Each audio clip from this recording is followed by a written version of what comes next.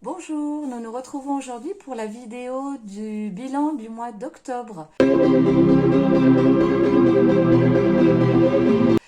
On est déjà le 11 novembre et je ne sais pas si j'aurai le temps de vous proposer une deuxième vidéo ce mois-ci.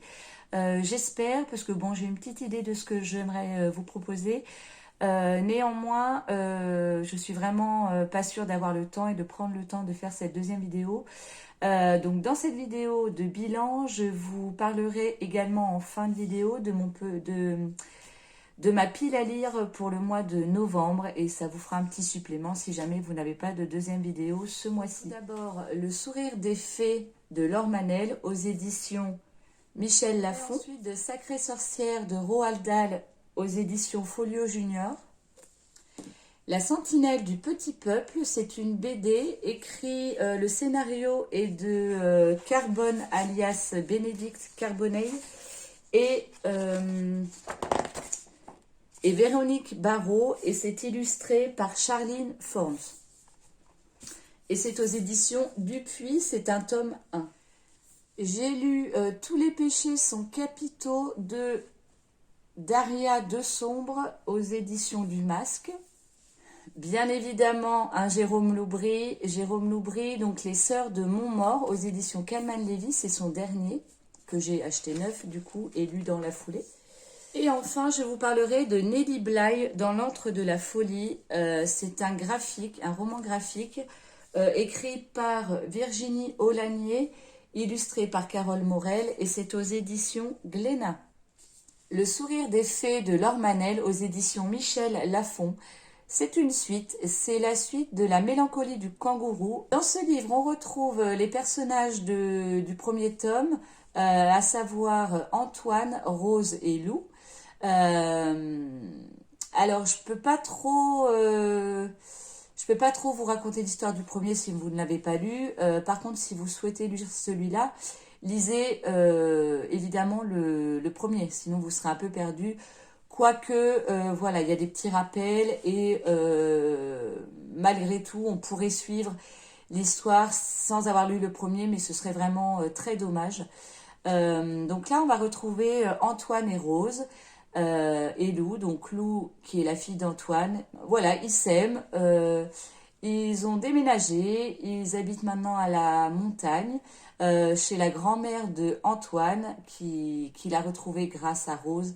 Antoine avait une vie de folie avec son boulot. Il avait le temps de rien, tout ça. Et quand il a rencontré Rose, il s'est mis à reconsidérer sa vie et à avoir ses priorités autrement. Donc là, ils sont heureux, tous les trois. Ils vivent à la montagne, chez la grand-mère d'Antoine. Lui est devenu guide de haute montagne.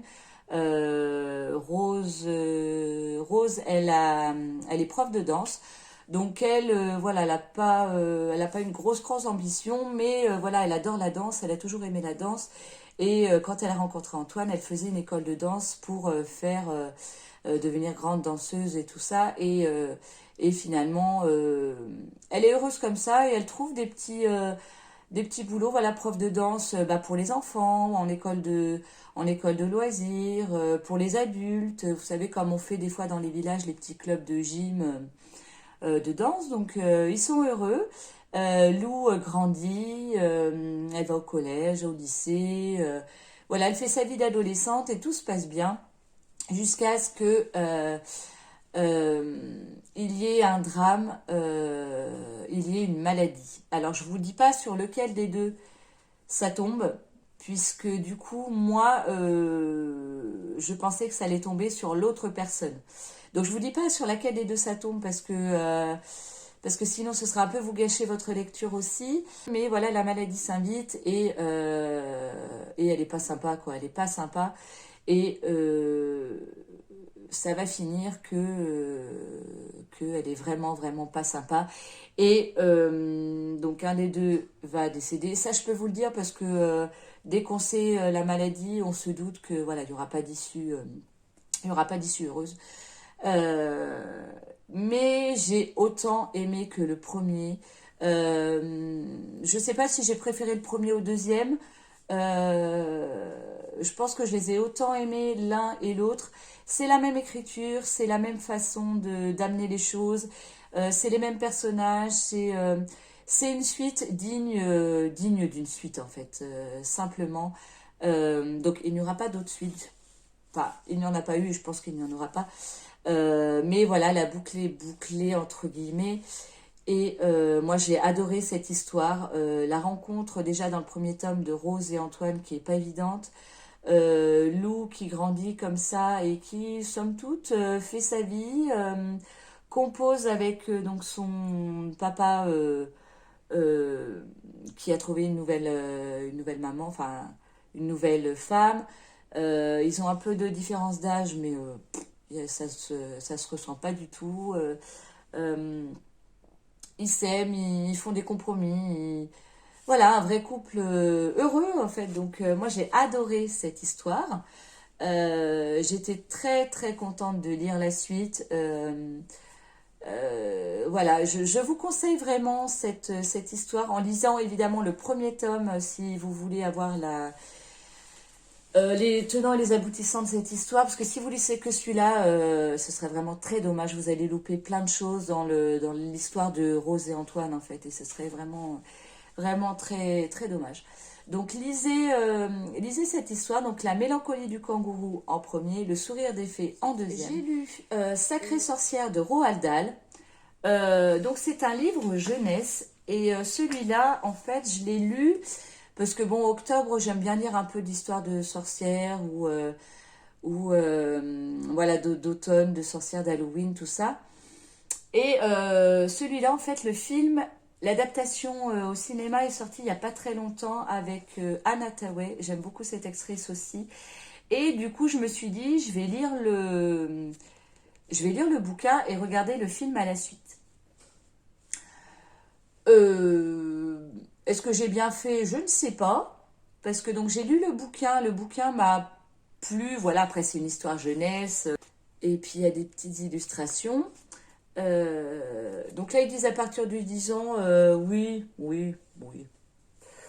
Oui, oui, voilà, après il faut pas avoir des enfants très très sensibles non plus, je pense.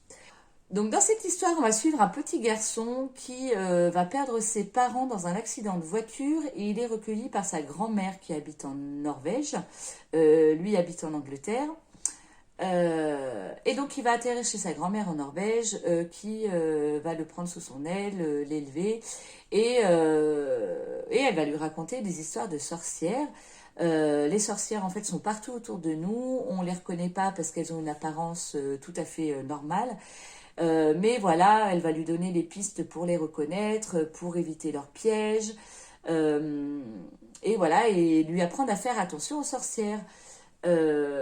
Sauf que bah, lui, du coup, il tombe sur une sorcière, en fait, et complètement par hasard, lors d'un séminaire, lors d'un voyage avec sa grand-mère, voilà, dans un hôtel, il y a toute une congrégation de dames, et en fait, c'est des sorcières, dont la grande sorcière, et, euh, et voilà, il va se passer des choses, et on va suivre ce petit garçon qui va essayer de compromettre en fait le grand projet de la grande sorcière et éviter que les sorcières ne tuent tous les enfants qu'elles trouvent. J'ai trouvé l'histoire assez touchante, j'ai trouvé la grand-mère assez sympathique, assez mignonne. Euh, voilà, c'est une petite histoire pour enfants assez sympathique. Voilà, voilà, c'est une histoire jeunesse. Voilà, ça m'a fait. Voilà, je l'ai lu, c'est bien. Et en fait, j'ai voulu regarder le film dans la foulée. Donc le film avec Anne Hathaway, donc c'est la dernière adaptation cinéma sortie de ce bouquin. Et là, eh ben, je sais pas si j'ai bien fait parce que autant, bon, Anne Hathaway en actrice, j'ai aimé voilà, son jeu de rôle, l'histoire. Mais alors du coup, j'ai été déçue parce qu'il y a plein de détails qui changent. Alors, toute adaptation n'est pas fidèle au livre, hein. Il y en a et il y en a où c'est vraiment une adaptation libre où tu comprends plus rien à ce que tu as lu. Là, ça reste la même histoire, mais ça se passe pas en Norvège. Le petit garçon, il est noir. Bon, pas de problème, mais dans le livre, il est blanc, donc ça m'a un peu perturbée. Ça se passe aux États-Unis. Euh, voilà, enfin, il y a plein de... Alors, qui sont des détails, mais sans être des détails, parce que là, on est en Norvège, on a froid, on a l'image de la petite mamie, voilà, dans son fauteuil. Là, dans le film, pas trop, en fait, j'ai pas retrouvé cette ambiance-là. C'est une autre ambiance, donc je pense que j'aurais regardé le film seul. Voilà, j'aurais été dans l'ambiance aux États-Unis avec le jazz, euh, voilà le, le peuple noir américain, il n'y a pas de souci quoi. Mais j'ai lu ça en fait juste avant de regarder le film et du coup j'étais un peu perturbée. Mais j'ai aimé le livre en tant que livre et j'ai aimé le film. Voilà, si j'avais pas lu le livre, donc il n'y a pas de souci. Mais voilà, le fait d'avoir regardé le film juste après, voilà, je sais pas si c'était une bonne idée pour ce livre-là. Après, sur d'autres livres, j'ai envie de voir le film aussi. Et je ferai pareil, mais je regarderai peut-être pas le film dans la foulée du coup. Donc je peux, voilà, si vous voulez une petite histoire de sorcière pour Halloween ou pour octobre, voilà, il est très bien, il est sympa. Donc n'hésitez pas à le lire à l'occasion. Et puis dites-moi ce que vous en pensez. J'ai lu Tous les péchés sont capitaux de Daria de Sombre aux éditions du Masque. Donc ça, c'est un thriller russe. Un thriller russe. J'en avais jamais lu. Ça me paraissait intéressant de découvrir voilà, un thriller russe. C'était dans le cadre d'un challenge littéraire sur Instagram où il fallait lire des livres sur la Russie ou écrits par des auteurs russes, bref, sur le thème de la Russie. Donc je l'ai lu en lecture commune avec d'autres personnes sur Instagram. Voilà, c'est assez sympa. Les lectures communes, ouais, j'aime bien. Comme ça, on échange nos ressentis et puis ça nous motive à lire, en fait, à pas abandonner la lecture et à lire selon le découpage prévu au début de la lecture commune. Ici, on va suivre Masha et Andrei. Masha est étudiante en droit. Et Andrei est inspecteur de police et Masha pour son mémoire, enfin pour son dernier dossier à rendre avant de passer le barreau, alors je sais pas comment ça se passe en Russie, mais avant de devenir avocate, euh, voilà, veut intégrer la police russe et, euh, et travailler en fait sur des dossiers bizarres.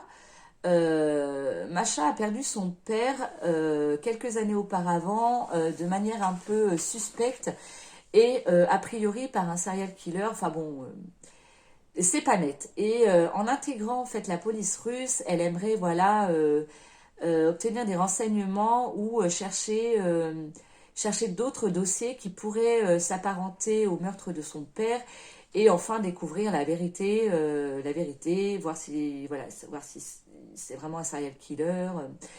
Et effectivement, quand elle commence à enquêter, elle trouve des dossiers bizarres avec des chiffres, des lieux qui correspondraient à peut-être quelque chose de plus profond.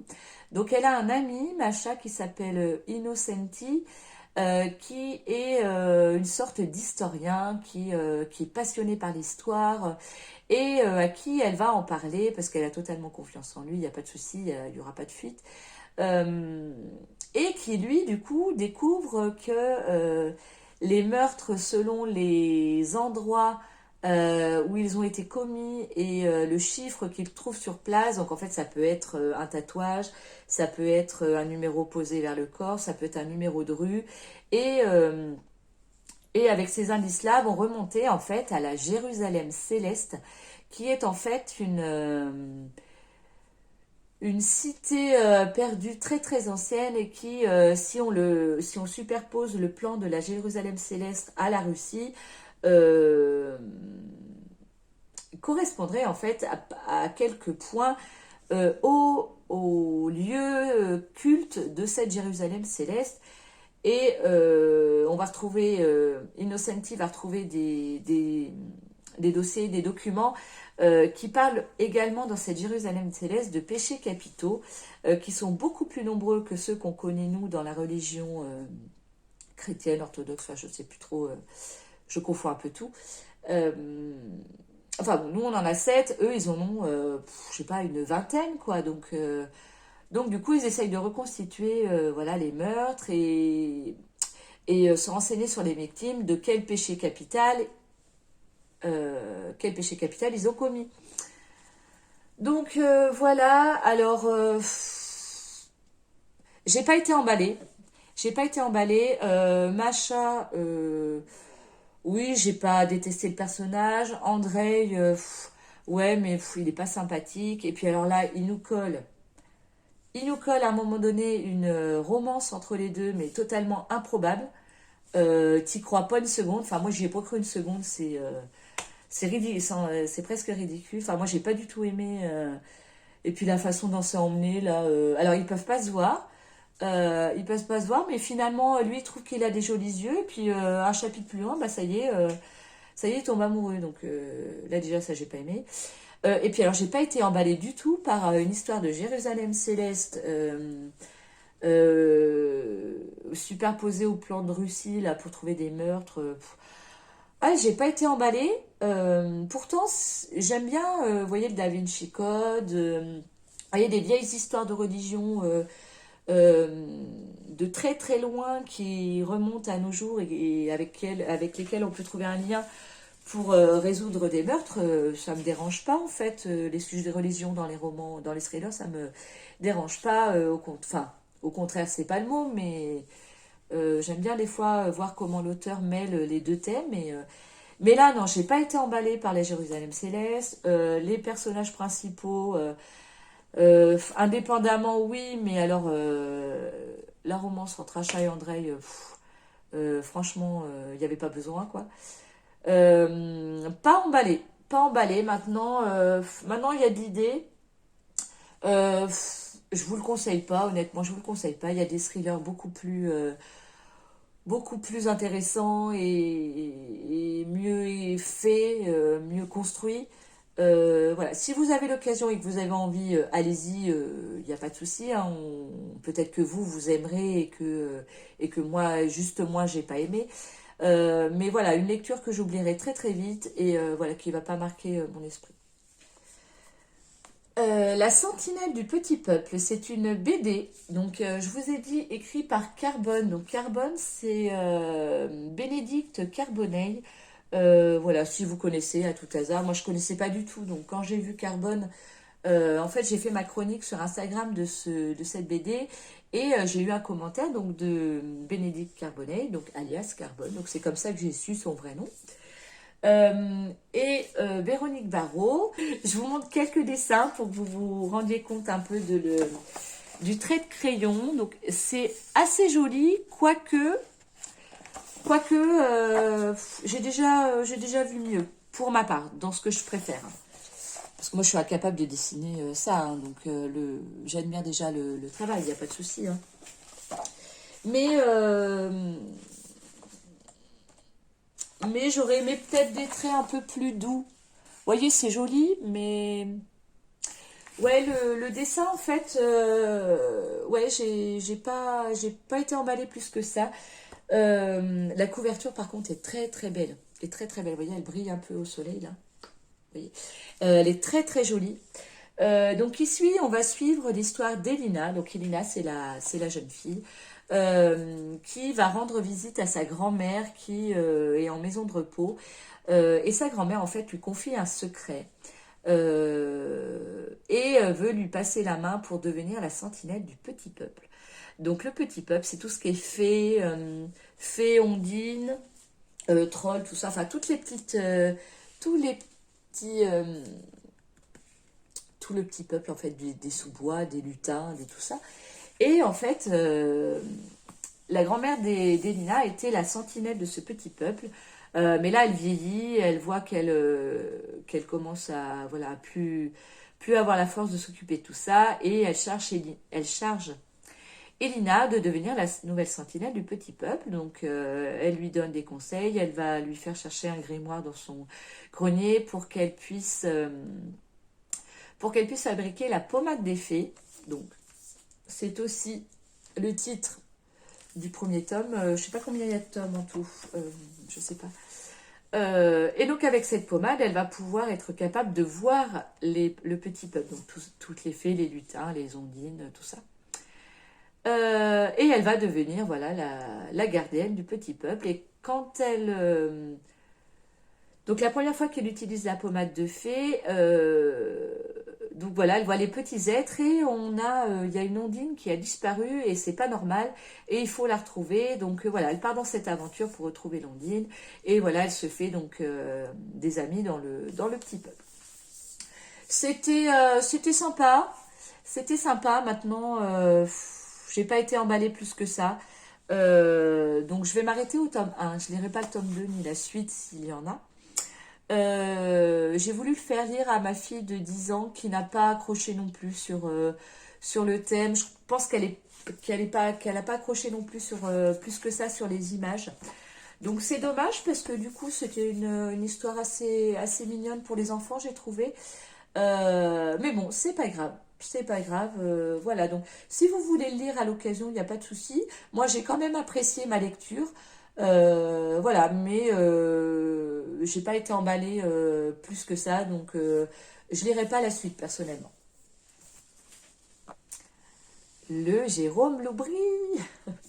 Alors je suis contente parce que Jérôme Loubry, depuis Les Refuges, qui a été un vrai coup de cœur, je l'aime. Donc ça c'est son dernier, donc c'est Les Sœurs de Montmort aux éditions Calman Lévy. Celui-là, je vous avoue l'avoir acheté neuf et l'avoir lu dans la foulée parce qu'il me faisait bien envie il me faisait bien envie en fait pour le mois d'octobre et pour Halloween. Vous voyez la couverture fait très Halloween et on parle en fait de sorcières là-dedans, donc c'était parfait. Ce sera pas un coup de cœur. C'est pas le coup de cœur que j'ai eu pour Les Refuges. Euh, Malgré tout, on a quand même la claque, hein. On a quand même la claque qu'on attend avec des romans de Jérôme Loubry. Enfin, après, je m'emballe un peu parce que j'en ai lu qu'un et ça, c'est que mon deuxième. Donc je m'emballe peut-être un peu, mais je ne pense pas. Euh, donc, dans cette histoire, on va suivre Julien Perrault, qui va devenir le nouvel chef de police du village de Montmort. Village de Montmort, un village un peu bizarre, perdu, complètement perdu, mais alors au top de la technologie.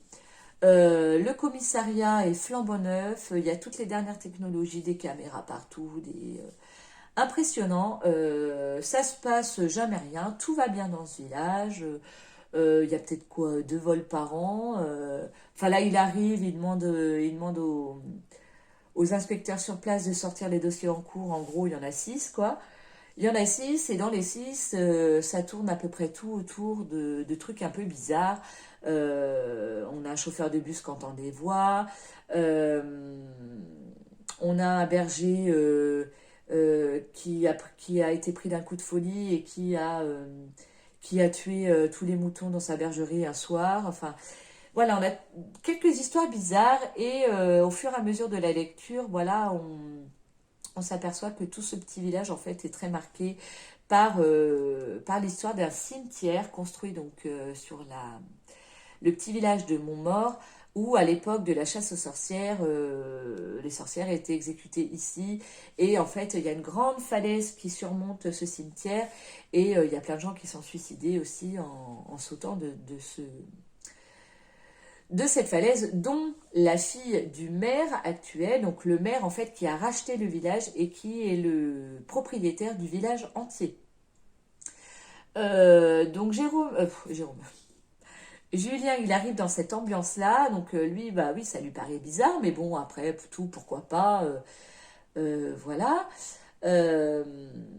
Euh, le maire lui demande de découvrir la vérité sur la mort de sa fille, pourquoi voilà, s'est jeté du haut de la falaise, qu'est-ce qui s'est passé exactement. Donc lui au début il veut pas trop, c'est pas ses affaires. En plus son prédécesseur euh, apparemment avait commencé l'enquête et il est mort accidentellement, mais bon, ça aussi c'est suspect. Voilà, donc on va suivre cette histoire-là. Mais on va suivre également une histoire, enfin une histoire.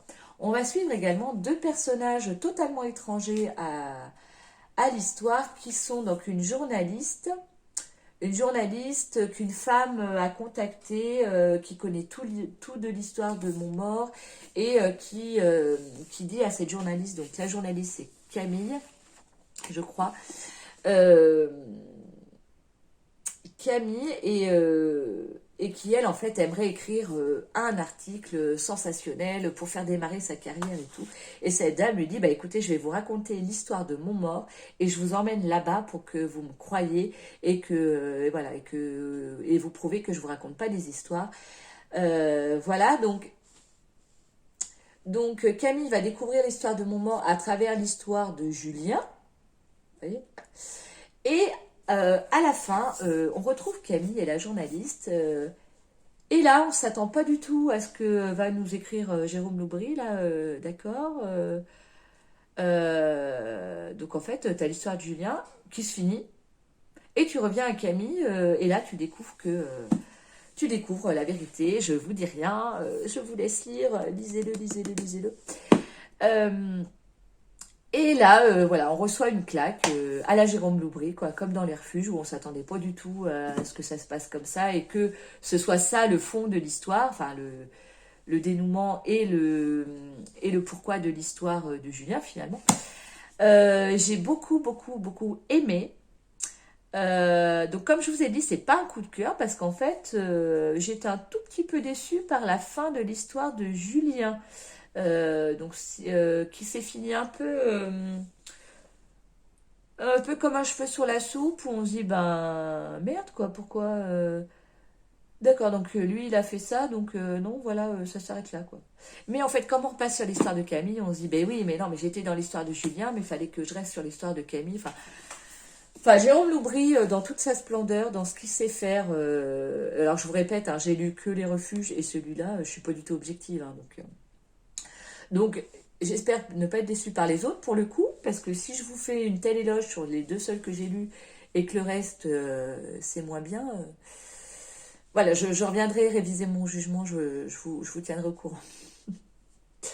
Donc, en tout cas, celui-là, pour un mois d'octobre, pour un Halloween, c'est l'idéal. Je vous le conseille fortement. Euh, Allez-y, les yeux fermés, vous ne serez pas déçus. J'ai lu un roman graphique, donc il s'agit de Nelly Bly dans l'antre de la folie. Donc ça c'est écrit par Virginie Aulagnier et illustré par Carole Morel. Donc Nelly Bly en fait c'est une journaliste qui a vraiment existé euh, et pour écrire ses articles en fait elle essaye de s'immerger dans le cadre dans lequel elle veut écrire ses articles. Donc là, elle aimerait...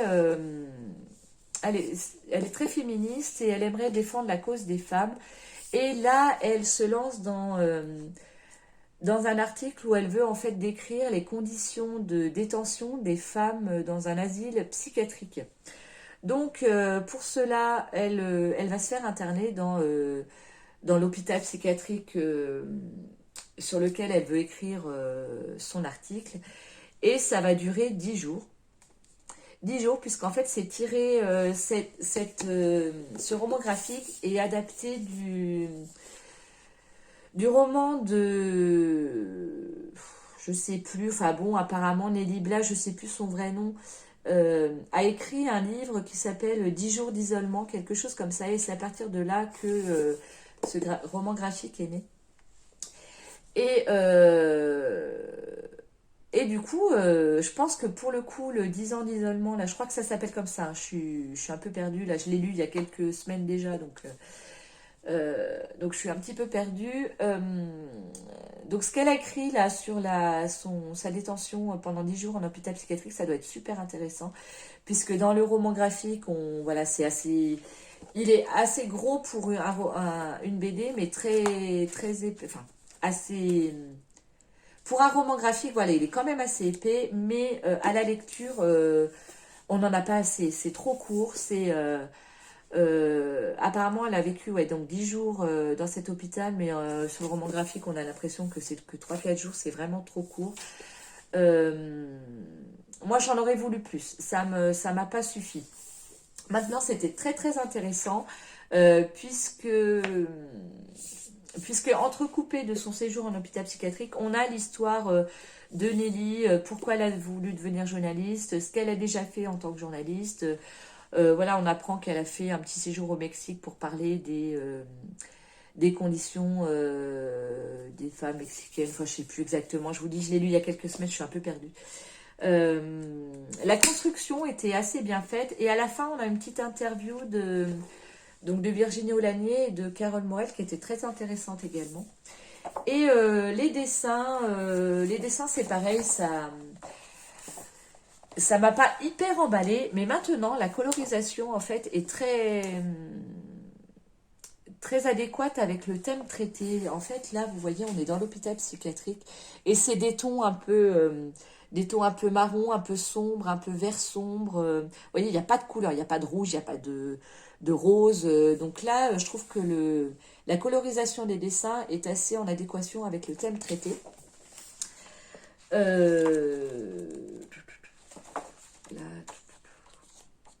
vous voyez, cette image-là, il pleut. Il pleut, donc tu vois, vous voyez, elle est en bleu sombre, il y a pas de couleur vive. Voilà, c'est un départ, il pleut, voilà. Enfin, je trouve que c'est... Le trait de crayon en lui-même, je le trouve assez grossier, vous voyez, sur des visages, là, c'est pas doux, je trouve. C'est pas des traits très flatteurs.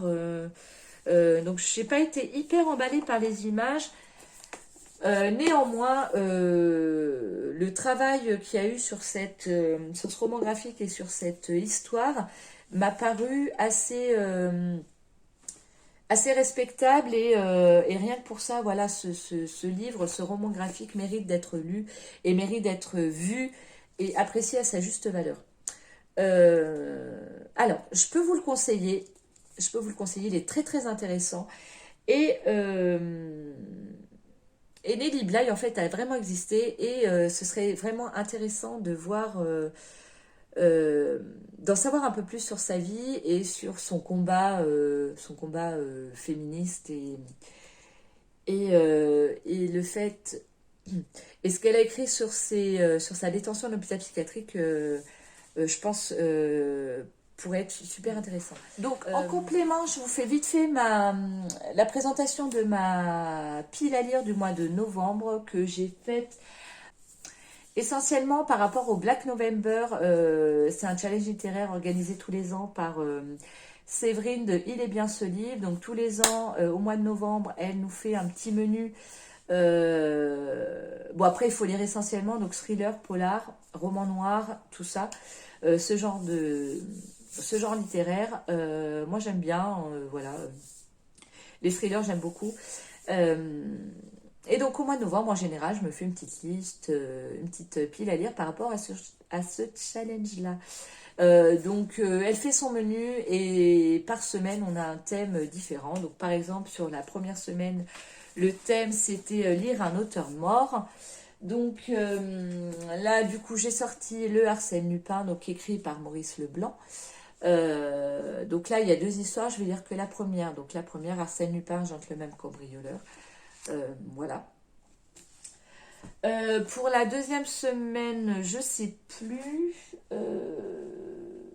Je sais plus, mais dedans, par exemple, il y avait lire une suite de saga ou un tome de saga. Donc là, pas de souci, j'ai une lecture commune de prévue au mois de novembre à partir du 15 sur Complot de Nicolas Beuglé, qui est le deuxième tome de la trilogie, donc Le Cri, Complot et L'île au diable. Le Cri, j'avais adoré, donc avec plaisir, je lirai la suite. Il y avait un autre thème où il fallait que le titre contienne un chiffre, une date, un numéro, etc. Moi, j'ai choisi 10 petites poupées de Béa Paris parce que celui-là, ça fait longtemps. longtemps que je veux le lire et découvrir cette autrice, et je voulais le découvrir avec ce livre-là. Un autre thème était lire un thriller polar, roman noir, tiré de faits réels. Donc moi j'ai choisi Les Mal-Aimés de Jean-Christophe Tixier, qui, si je dis pas bêtises, est effectivement tiré d'un fait réel. Et je sais plus si c'était une consigne de Black November ou parce que j'ai d'autres challenges littéraires en cours et où il fallait lire, alors je sais plus dans quel challenge, il fallait lire un roman dont le personnage principal est une femme. Donc j'avais choisi donc Réflexe de Maud Mayeras. Parce que cet auteur, je ne l'ai jamais lu et j'aimerais bien la découvrir. Donc voilà, Réflexe, c'est un que j'ai vu le plus passer sur Booktube et Instagram sur cet auteur. Donc voilà, je me suis fait ça. Donc au mois de novembre, j'ai prévu de lire ça. Est-ce que je vais y arriver? Je ne sais pas parce que là en ce moment, je suis un peu en panne de lecture.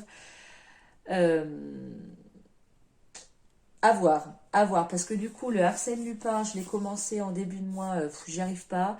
Là, je suis tombée sur un bouquin au boulot qui a rien à voir avec un thriller, c'est un Françoise Bourdin. Je me suis mis dedans, je suis bien dedans, donc je vais le finir, mais ça n'a rien à voir avec un thriller. Donc, mois de novembre, je suis pas sûre de lire énormément, hein, finalement. J'ai toujours